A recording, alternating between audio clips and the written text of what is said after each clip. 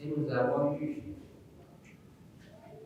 la bonne nouvelle que depuis le 1er mars 2021, le gouvernement de la République du Bénin a donné les autorisations de mise sur le marché des artémisias anois et artémisias afra à la maison de l'artémisia de Banimé.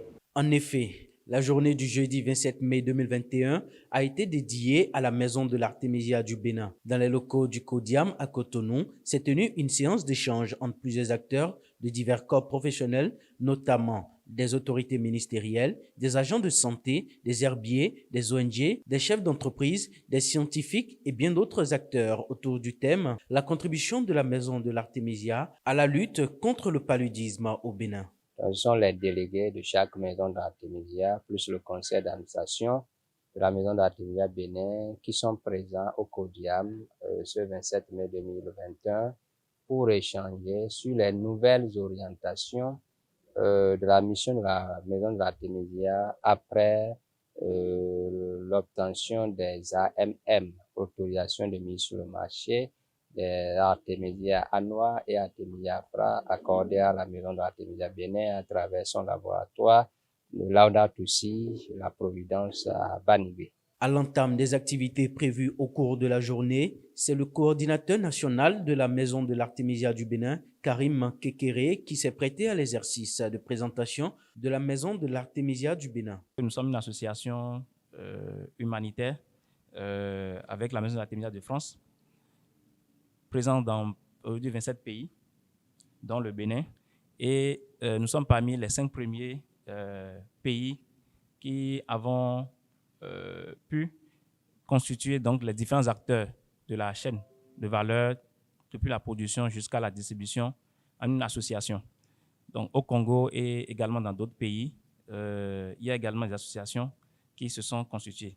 Donc déjà en 2019, nous avons fait notre première assemblée générale à Cotonou, précisément au local, qui a permis ensuite d'enregistrer l'association en tant qu'association Maison de l'Artémisia Bénin officiellement.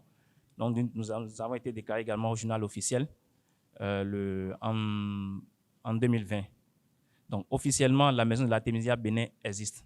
À noter que cette journée a été fructueuse au regard des échanges qui ont eu lieu. Les participants, à l'image du directeur de cabinet du ministère de l'Agriculture, de l'Élevage et de la Pêche, n'ont pas manqué de féliciter l'équipe et de partager des idées salvatrices en faveur des nouvelles orientations de la mission de la Maison de l'Artémisia. Quand un marché se présente, la politique publique peut tout à fait intervenir. Nous les appelons globalement les filières, comment dirais-je, émergentes. Et là, si vous faites attention, dans notre document de politique publique, il y a certaines filières qui n'y sont pas. Mais quand le marché est là, est porteur, et peut apporter de la valeur ajoutée aux acteurs et à la caisse de l'État, et la politique publique s'y intéresse. Il est à souhaiter que l'Artémisia prenne de l'ampleur et que le Bénin soit l'un des pionniers en cela. Et si les certitudes scientifiques l'accompagnent, on peut bel et bien y arriver. L'Artémisia guérit le palu et l'État béninois l'a compris, d'où l'autorisation de mise sur le marché. Les acteurs sont engagés à la suite des travaux tenus ce jour et restent confiants quant à l'adoption de l'Artémisia par tous pour une éradication effective du paludisme au Bénin et en Afrique.